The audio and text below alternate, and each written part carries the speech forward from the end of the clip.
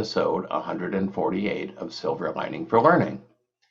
This episode is about the Finnish Way, preparing university students for life.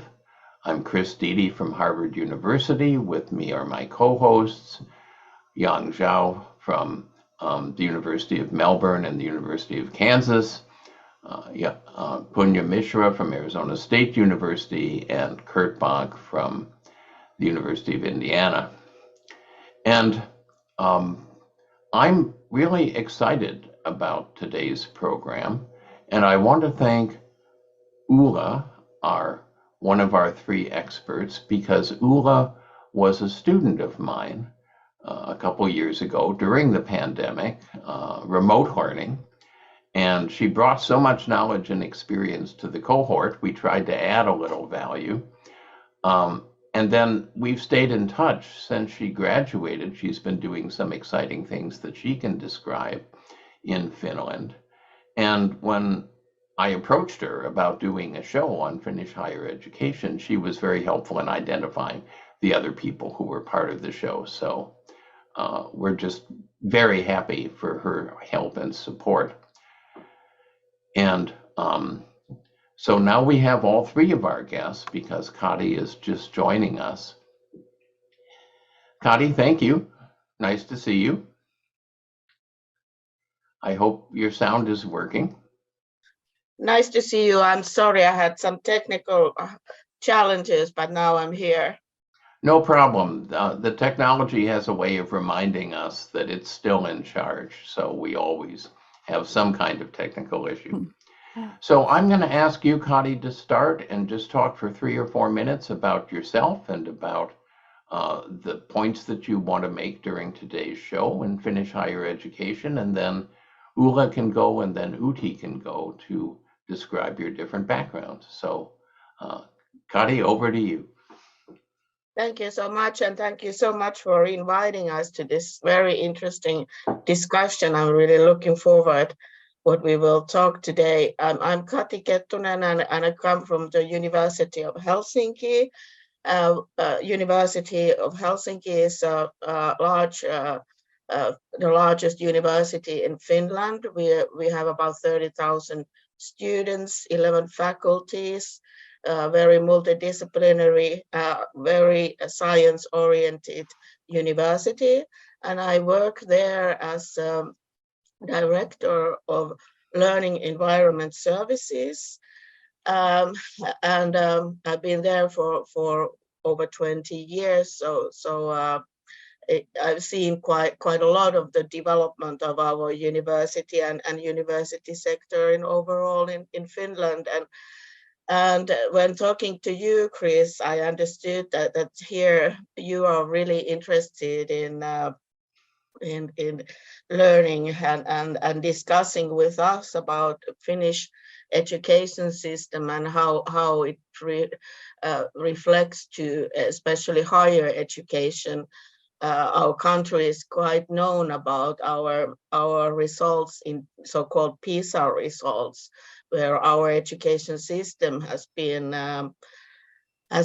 marked as a quite effective and good way, where giving good start for our youngsters, and that's what we will talk about or would like to talk to you today is how the things continue in higher education then on the basis of our youngsters. So maybe this would be just few words to start, and then Ulla Hemminki is my colleague from our university, and Outi Toijala, perhaps you would like to present yourselves too, so then we can get started with the discussion.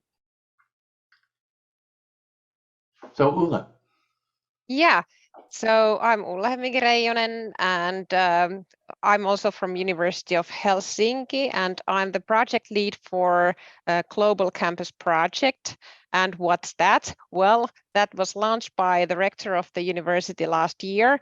The aim is to develop innovative online learning at our university through our project, and kind of experiment the limits of how the online learning can look like now and in the future.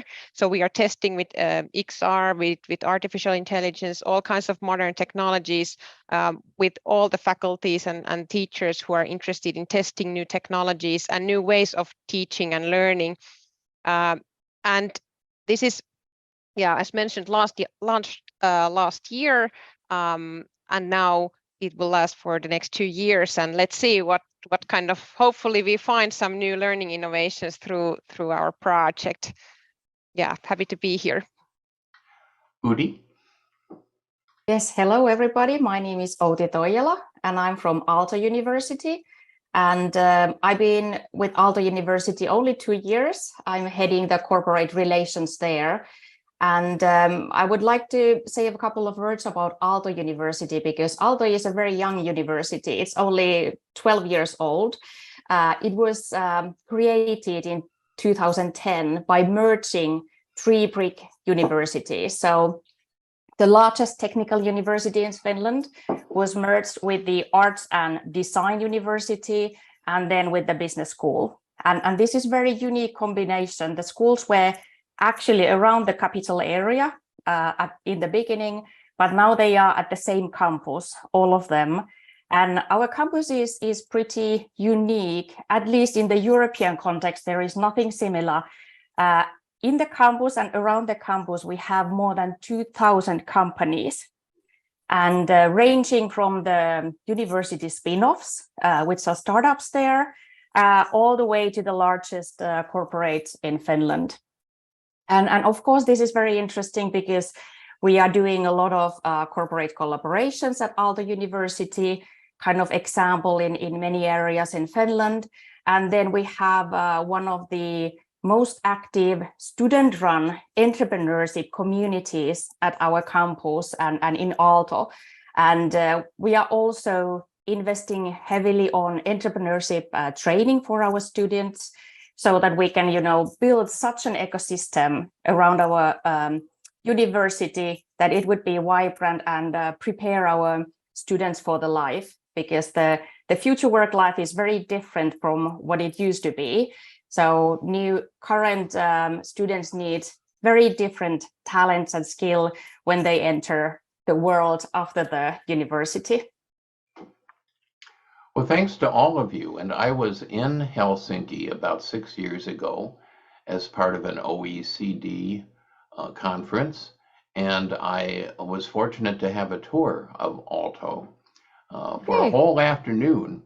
And it was amazing. It actually reminded me quite a bit of MIT. So I think that there are some very interesting things happening. And in fact, across Finnish higher education, you're going to hear a lot of innovations. But I want to start with a question that really led me to want to have this show. And that is that we know that pre-college education in Finland goes really well. There are some reasons why it might be hard to generalize the model outside of Finland, but we know that inside of Finland, it goes really well. And I don't just mean PISA scores. I mean that the pedagogy that's used in schools involves a lot of good ideas from the learning sciences. It involves a lot of experiential learning. Students have a lot of agency in what happens in school. And so I'm wondering, and any of you are welcome to start on this, if that gives you kind of a foundation that you can build on in higher education that might be different than most countries, where students basically learn how to sit in their seats, how to listen, how to take tests. And so when we get to higher education, in a sense, we have to help them unlearn some of those things if we're really going to give them the best that higher education can offer. So tell us about how you feel about the students when they first walk in the door. I could actually mention when you said like the school includes a lot of things from learning sciences and like this connection to the research and to the university life already in the school system. So I think it's worth noting that all the teachers actually do have master's degree in Finland. So it's the first like step that you first need to have a master's degree, and actually it's very difficult to get in to study to be a teacher here. So it's almost like it's about the same like studying medicine or law. So I think you can already talk about the respect that we have for higher education, that they already get this research-based teaching at school. So I think that's like the starting point to start with. Yeah. Yeah, exactly. And I think one other thing that should be noted or understood about Finnish system is that our students, when they enter higher education, they are probably a few years older than like in America or other countries, because in our entrance system, it's what we say, it's quite hard to get in, and sometimes then it's quite hard to get out also. But for us, the entrance system is very demanding. We have entrance exams. Now we have been developing this system so that about half of our students come based on their secondary education finishing scores, and the other half come through the entrance exams. But then after they get the right to study in what we call right to study in higher education, then they can be quite long among us. So there is not a force to get out, and that's sometimes a challenge for us as well. And then of course, because it might take a few years for them to enter, they are a bit older. But to your question, Chris, about the creativity or the attitude towards learning, I think that's true. We maybe haven't thought about that in the way you described, but I can see that when we get students from other countries, they often are amazed in our universities how much we emphasize students to be critical and to argue with our teachers. We discuss with our teacher with our first names. There is not a sort of a hierarchy. All our students are representative in most of our these kind of administrative bodies, like faculty councils or our board. They are student members. So we really we really see our students as some people, some academics say they are our little colleagues. And Outi, that must be helpful at Aalto because you want your students to be entrepreneurial, I'm assuming. Absolutely. And I would also like to add that in Finland, the university studies are free of charge. So there is no fee. And of course, then there is a lot of students also trying to get in. So it's really hard, like Kati mentioned, really hard to get in because of the free education. But that also ensures that we have the equal opportunities in everybody in our system, so that it doesn't matter what is your background. You go through the schooling system, college and so on, and then you can enter to university no matter what is your background and how your parents or family can help you, support you in progressing. But yes, in Aalto, one of our strategic focus areas is radical creativity. And we are really focusing on building a culture where we appreciate risk-taking, and also kind of so that people are also fine with uncertainties, because the life now is very uncertain in all respects. So helping the students to kind of use that as an empowerment for them. And at Aalto, we have very active students communities. They are building, we have the Aalto Entrepreneurial Society, for example. It's one of the most prominent student-run entrepreneurship communities, where students and other stakeholders volunteer to teach each other in entrepreneurship.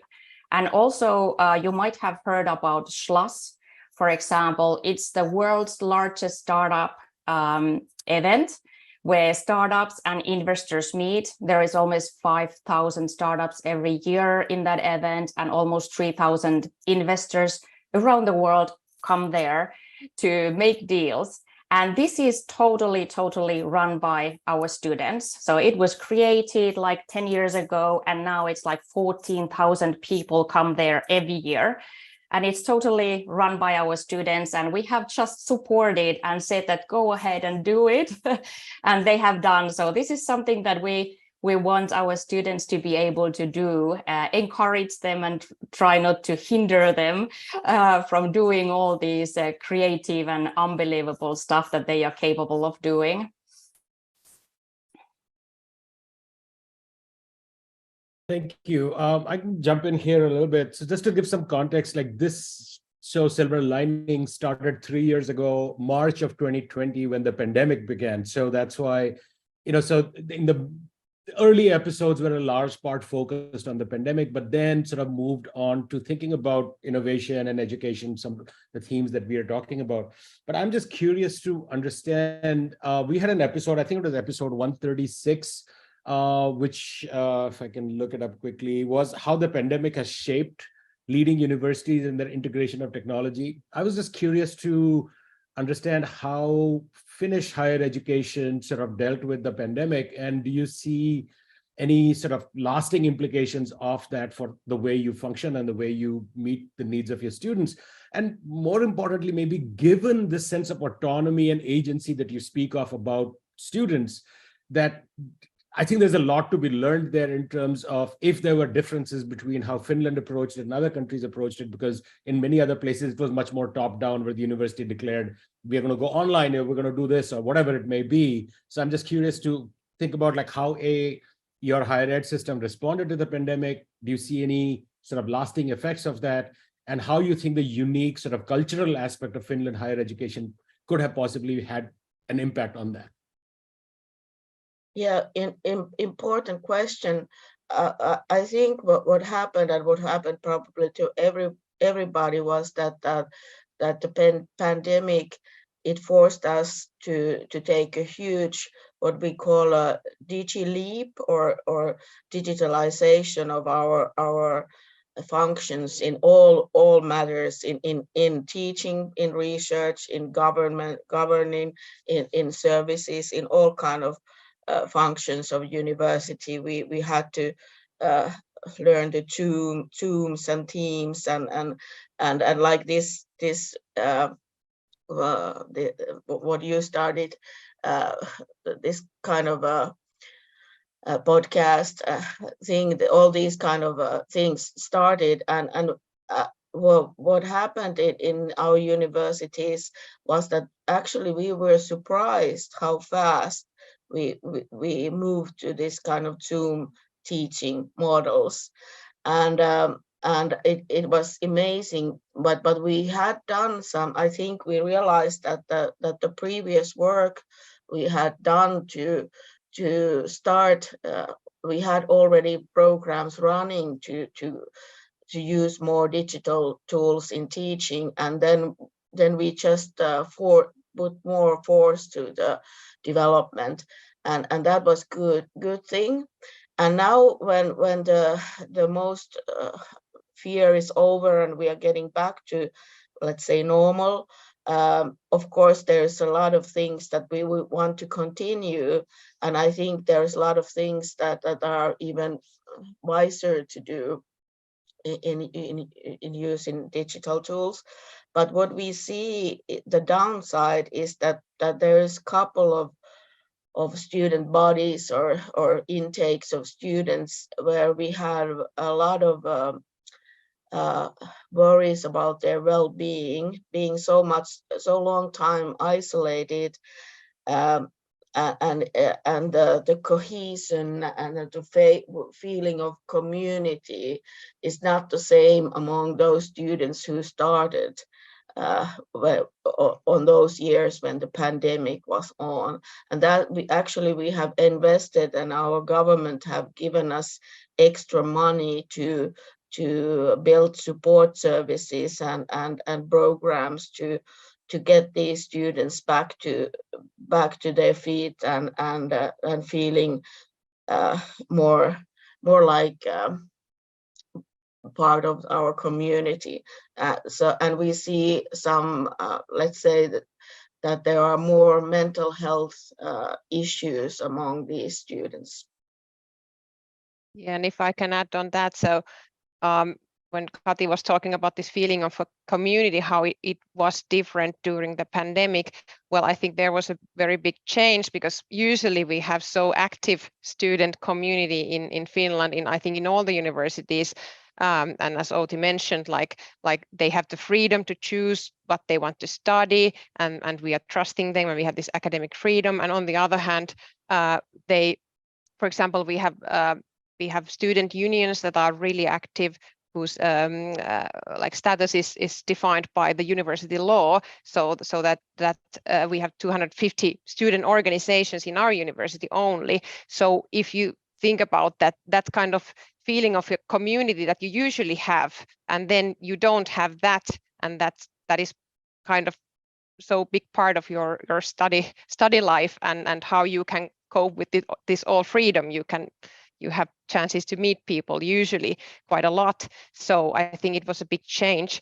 But another thing, how after this now, I started last year to work at the university, so I'm only seeing like what is the situation now. And when we discuss with the teachers and professors from different faculties, and we innovate together, and we see like, hey, could this be done differently?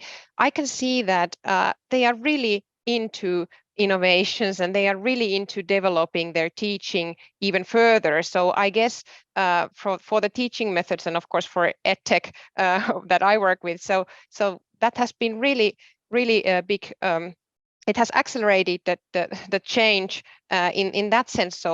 So for example, now we have a new the first hologram professor of our university, and we are testing all kinds of things. So I'm really happy that now the teachers are really into trying new things. So maybe that's also because of the pandemic and the change they've just experienced.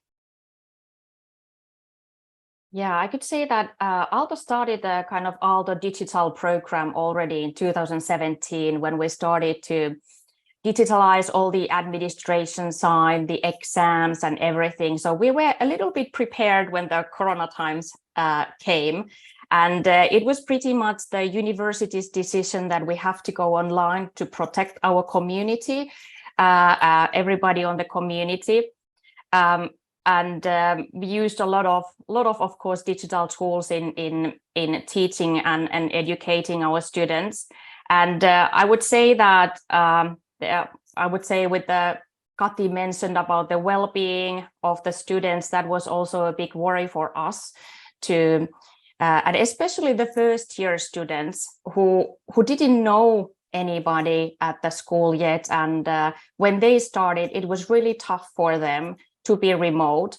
Of course, some of them were able to get together with some other students, but it was a very different start of university studies for them, which is a big shame, of course, because we know how it is when you start. The first year is very much fun and getting to know everybody and so on. So it's a shame that some young people miss that opportunity.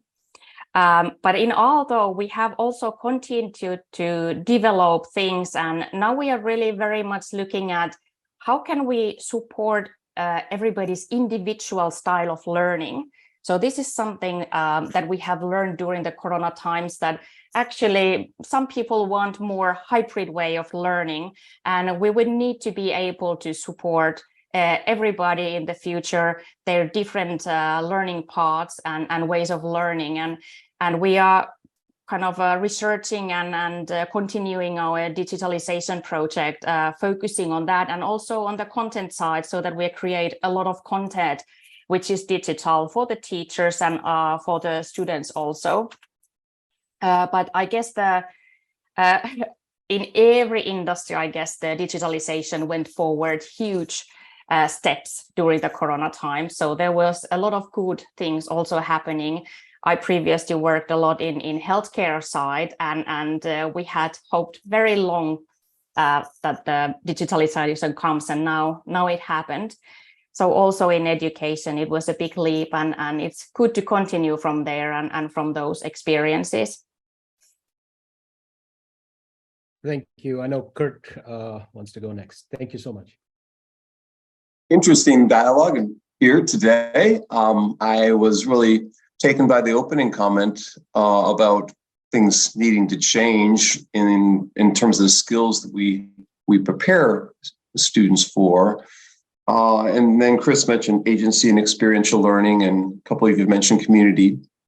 I'm curious about what some of the skills and talents that you think people will need in the future, and have you comment on that. So, how are things going to change, and how are you preparing them for that? But before you proceed, I want to point out my latest book. We have 4 chapters from Finland. I have a book, Transformative Teaching Around the World, with the one chapter from Marja Heikkilä.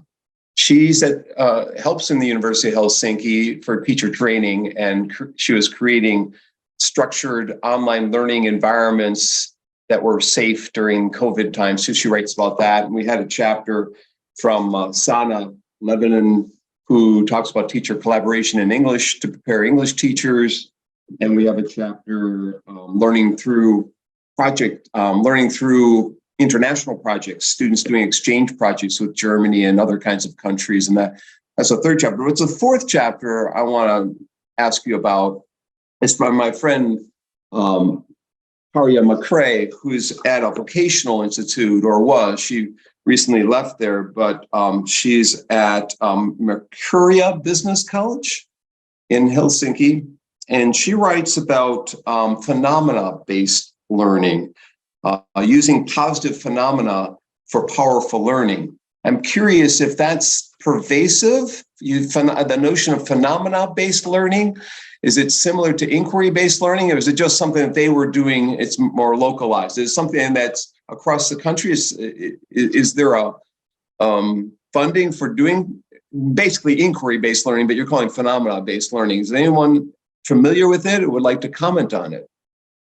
Yeah, I can comment on that. So yeah, I think that's something very that we are very proud of in Finland, this phenomenon-based learning.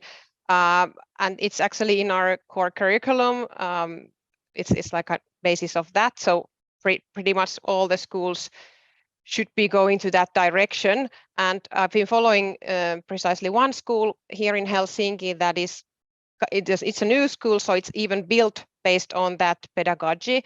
And for example, with them, they don't have like classes. All the first graders are on the same class, so it's 105 first graders, and then they have 8 teachers or some 8 to 10 teachers that are teaching all the first graders in the school, and they don't have classrooms. They have different kind of areas in the schools where they can choose what type of studying they wanna do. If this was a topic that I want to study myself, or if this is a topic that I want to study with teacher and repeat it again with her or him, or what kind of room will I choose for this task for myself, so they have the freedom to choose.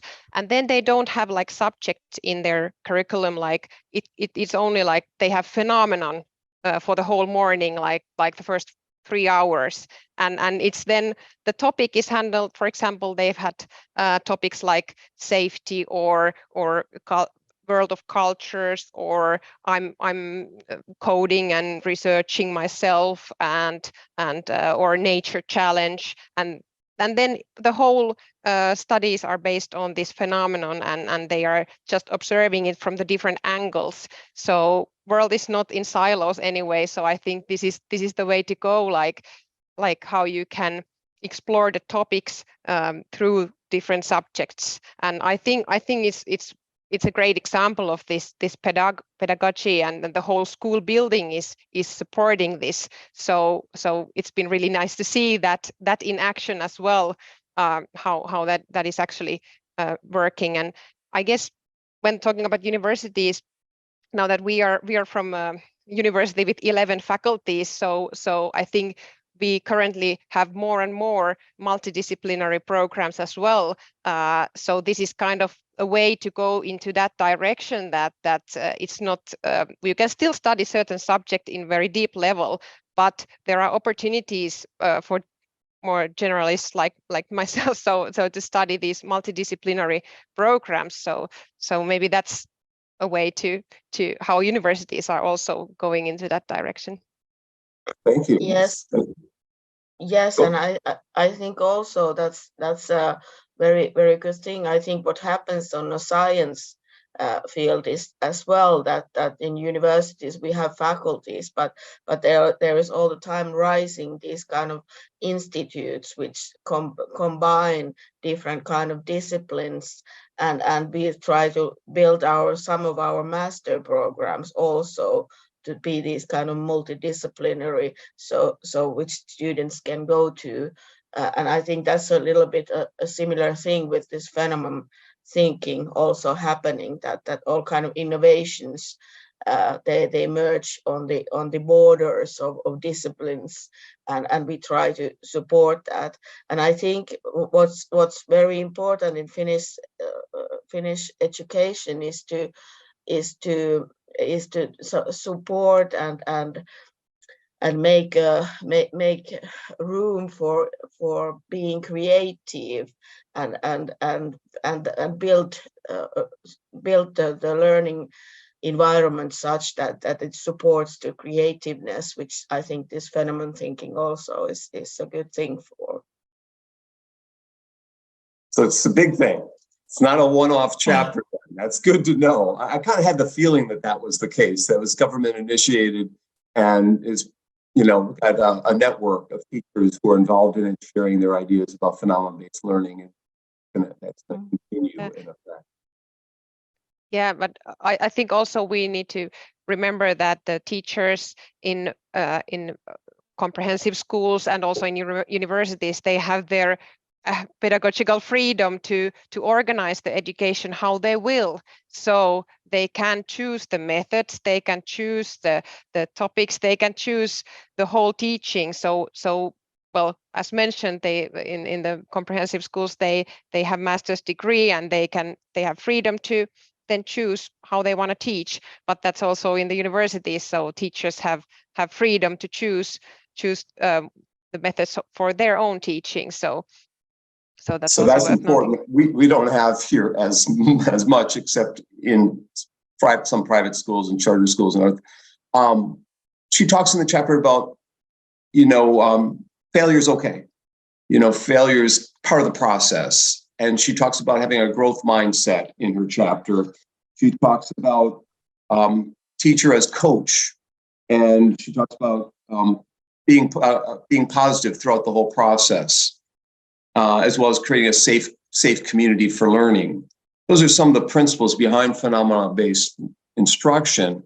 Are there other key principles that I didn't just mention that you might want to note? Well, I could actually note on the failures are okay. Just to give an example from the university, from our university, actually our project, when we started, and I had the discussion with the director, like, okay, we are doing innovations, and what are the expectations from the management of the university to this kind of innovation project? And the thing that she actually said to me was like, we understand that not all bold experiments succeed. So we understand this, but however, if we never are bold enough to try new things, we will never learn as an organization. And I think this is exactly the great example from our university's leaders how to support this, so they can start this kind of projects where they have given us the total freedom to test and try and also make errors and failures. Yeah, that relates to Utta's, work at Aalto University, right? Because it's all about startup companies and initial ideas that do fail. Most of them do fail, but yes. yet, so. Yeah. Yes, absolutely. And yeah, Kati, do you want to go? No, I was just saying that what that's exactly what I meant about the creativity, all those things that you just said, that what kind of surroundings we try to build for learning is to support the creativity. When you know that you can fail, you feel that you can try, that there is nothing to fear. There is kind of booster the creativity, and that's the start of innovations. And I think that's the idea behind it, that our education system builds on youngsters to our working life, which then can build startups and firms, and that's the sort of thinking if we think about international wide level, that our society is competitive in the world, because we don't have, all what's the most thing Finland has is our people and their knowledge, and that's how we make our competitiveness in part of the world society, business life. But Outi, you continue. Yeah. I have one example where our biomaterial students, they actually were doing some design work and trying to create some new products out of biomaterial based on wood. And one student was doing something in the oven, which was supposed to be like a paper, very, very beautiful and so on. But then it became to create bubbles inside the material, and the students thought that, okay, this is now I failed, this didn't work. But actually the student knew that there was another student who was actually trying to do the bubbles. So the student told to the other student, and the other student was very happy that we are actually able to create bubbles, because now they have created a startup which is creating bio-based, so renewable material-based bubble wrappers for products. When you ship them around the world, you can actually wrap them with this new product. So sometimes when you fail, there is actually opportunity that's the base of the next innovation. So this is something what we need to encourage people that you just need to try and learn and fail and stand up quickly and then again. So these are great examples what we have at the university all the time, because our students also create a lot of startups.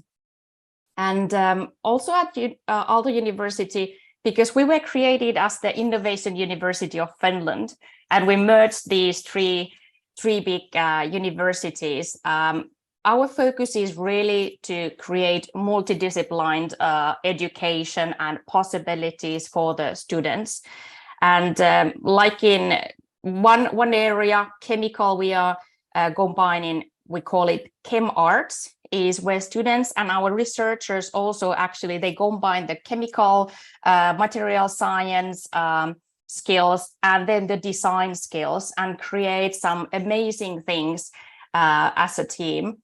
And then we have, for example, international design business management education. It's a 2 years master studies, which includes an industry project of 7 months. So industry gives an idea, okay, we have this challenge, we don't know how to solve it, and then the multidisciplined student team will actually start to solve the issue. And the companies are so happy with all the out-of-the-box thinking that they can hear and learn from the students. So this is something that we really hope to encourage in our university and Finland overall, this kind of creativity and learning to work with people from different backgrounds, so technical, business, design, and so on, mixing and matching them, and what beautiful things can come out when they get together and start to invent things. Thank you for that answer. And we have Punya, who lives creativity, he studies creativity, and Young, who's doing a special issues on creativity. I know Young already had a question, but I bet you they have follow-up. So Young, you want to jump in here?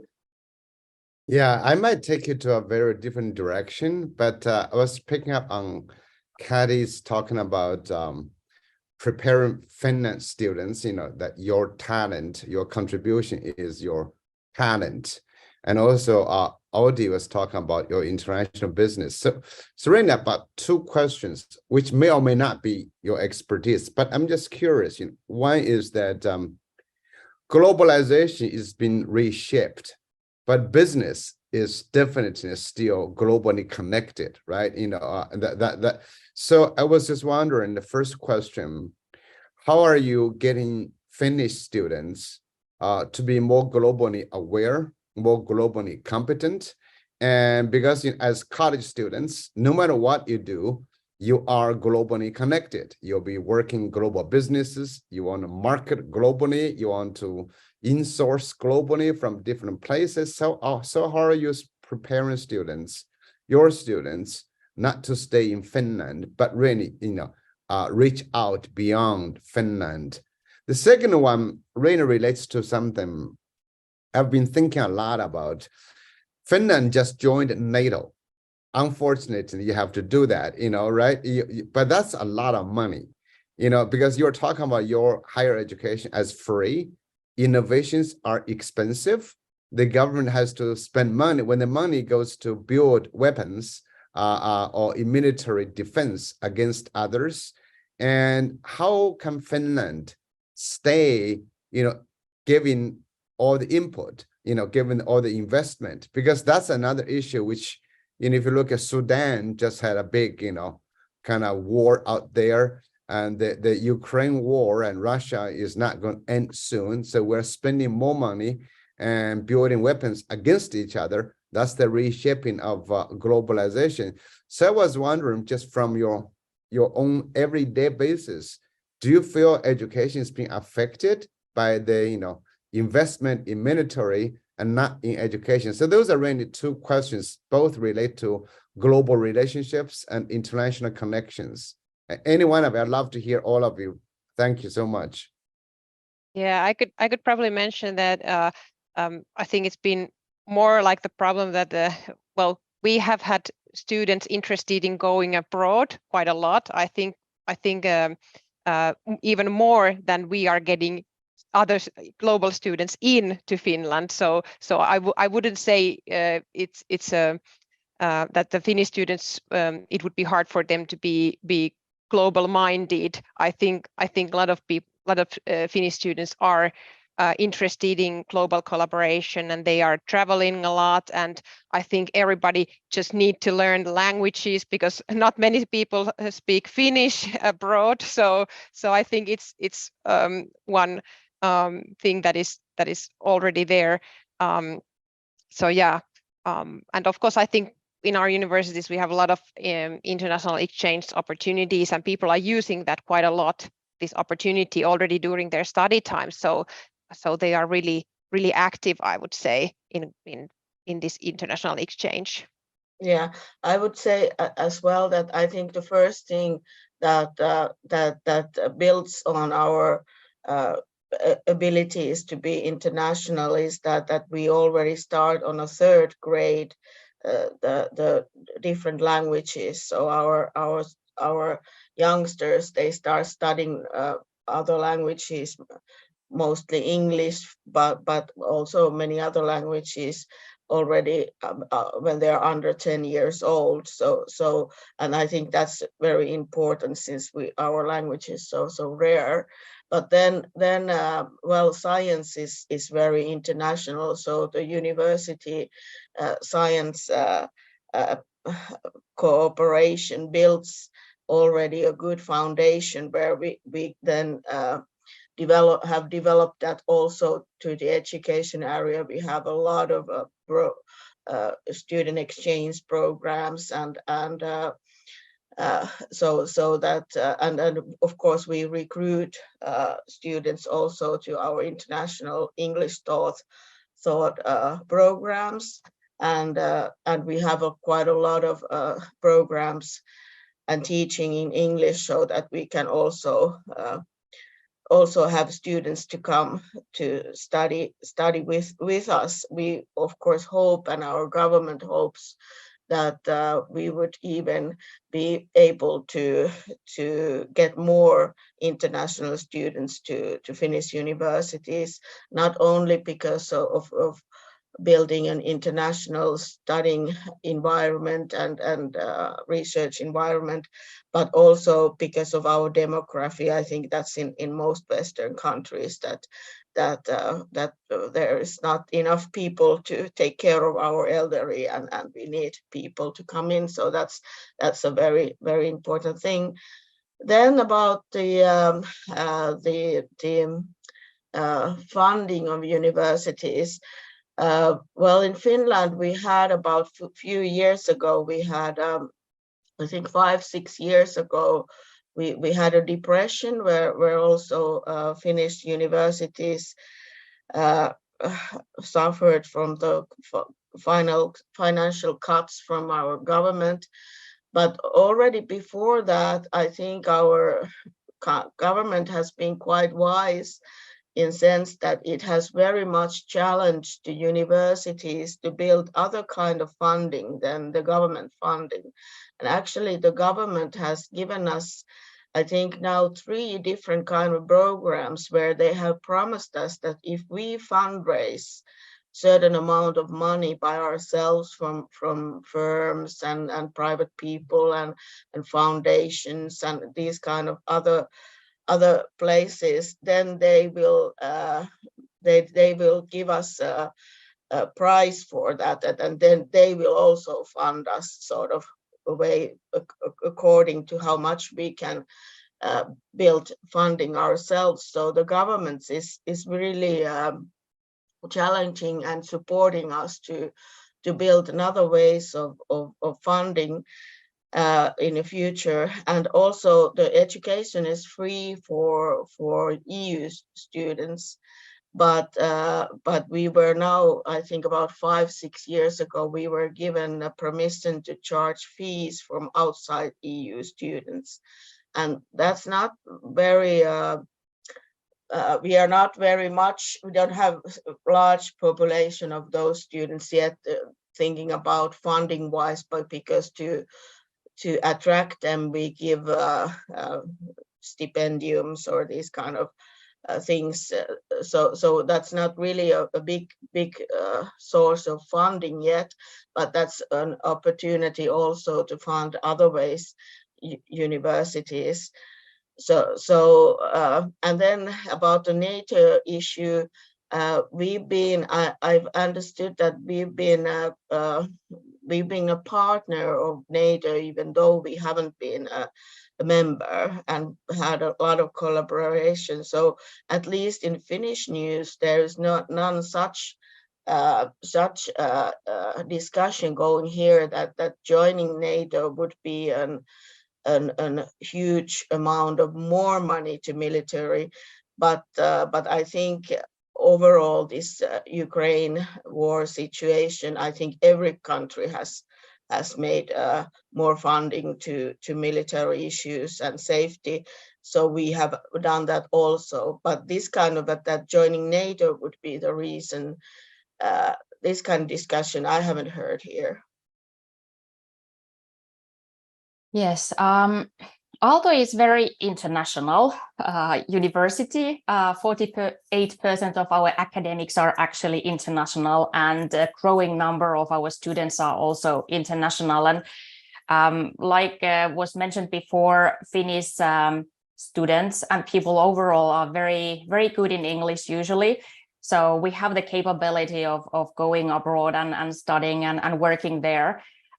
But I would say that the biggest challenge for Finland is actually to keep the students in Finland, because there is such a huge lack of people and lack of talented and educated people, that also those international students who come to Finland and study, we actually try to keep them in Finland because we need them.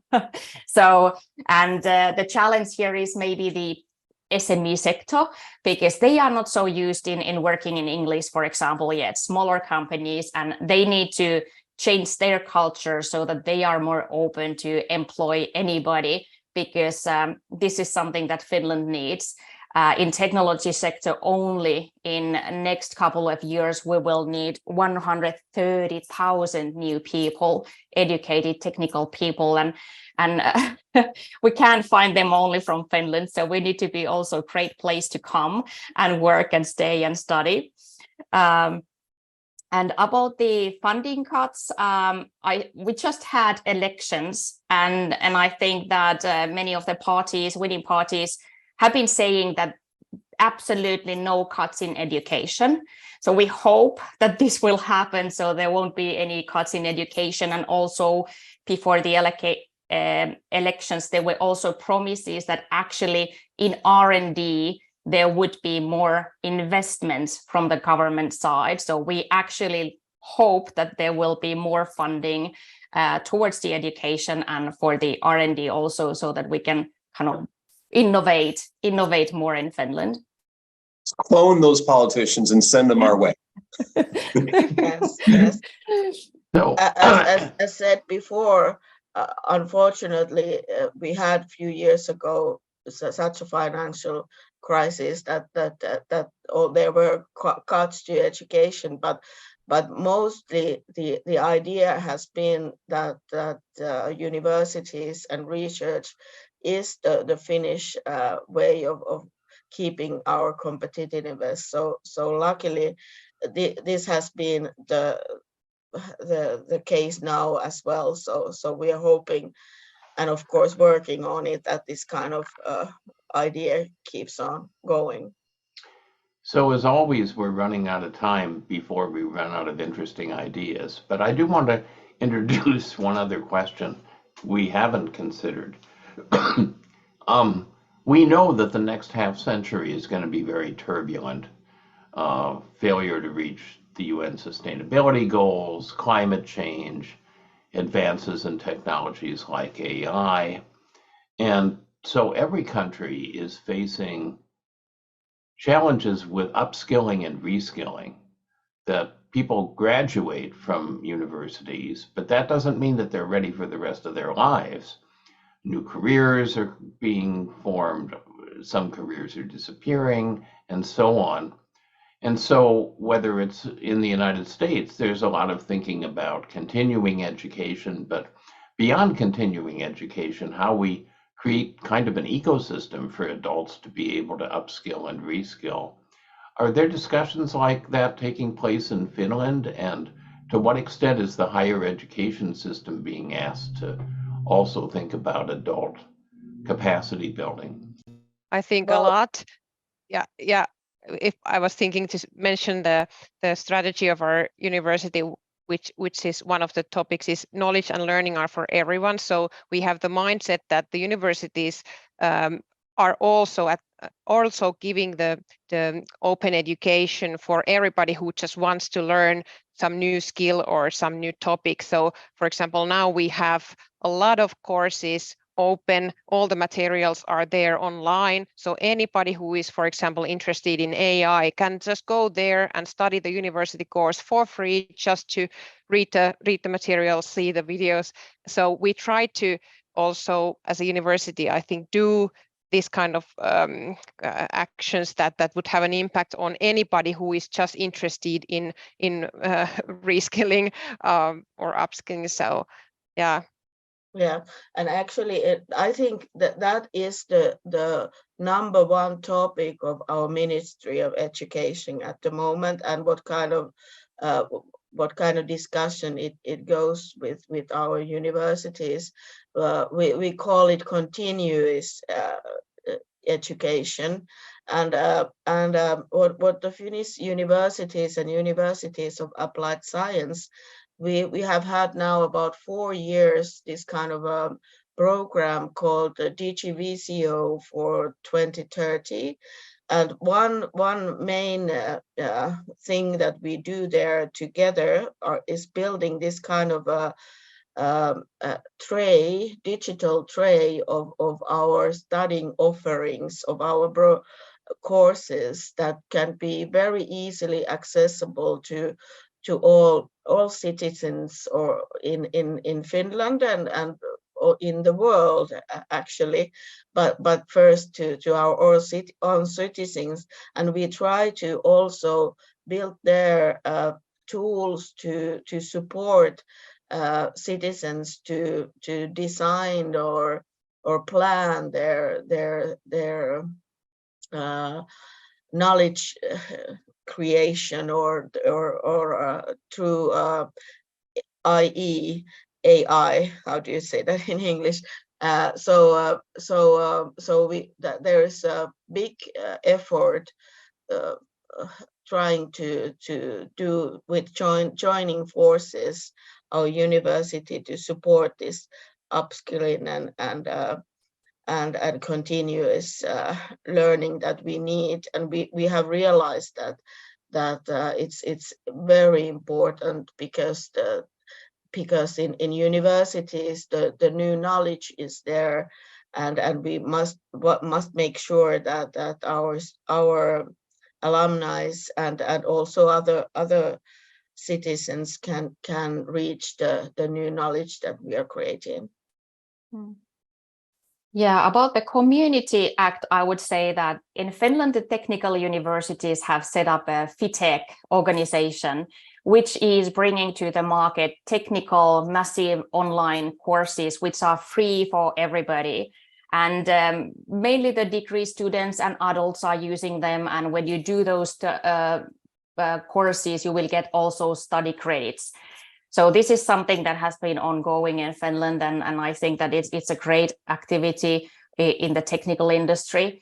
And at Aalto, we have also what we call life-wide learning. So we have also some free online courses on very different topics, and then also some fee-based, and you can get the mini certifications based on those, because I believe that the future will be that you might have your kind of master thesis, master studies and degree, but on top of that, in the future, you need to have many more minor kind of certifications during your work life to upgrade your skills and maybe even reskill yourself, because world is changing around us so fast.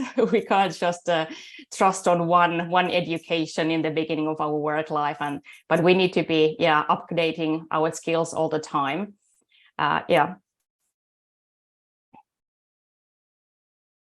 Well, I'm getting very excited, I have to say, about higher education in Finland. I'm wondering if with climate change, maybe Finland will become a little more like Italy, and then I could think about moving there, and enjoying some nice warm weather and so on. Unfortunately, I think we'll all be underwater if that happens, so maybe that's not a realistic projection, but it just is really exciting to hear about what you're doing.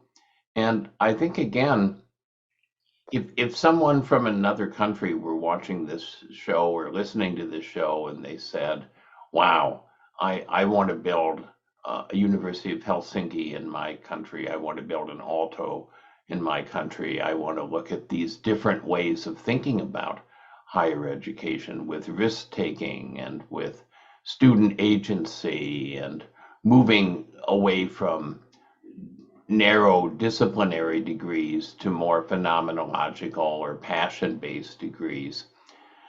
I think all of those are great, but the fact of the matter is that unless you've got that pre-college system, it's pretty hard to implement one of these models, because if students coming in have been basically trained to do industrial era education, it's not like they can just flip a switch and all of a sudden they're ready to go in these alternative models. I think that it's great the way that your country has coordinated a kind of a bridge between pre-college education and university education, and then the workplace, because ultimately, Education is about preparing students for life. So I just think that there's a lot to be learned from this, but I also think that that foundation of pre-college education is part of what makes it possible for you to do this.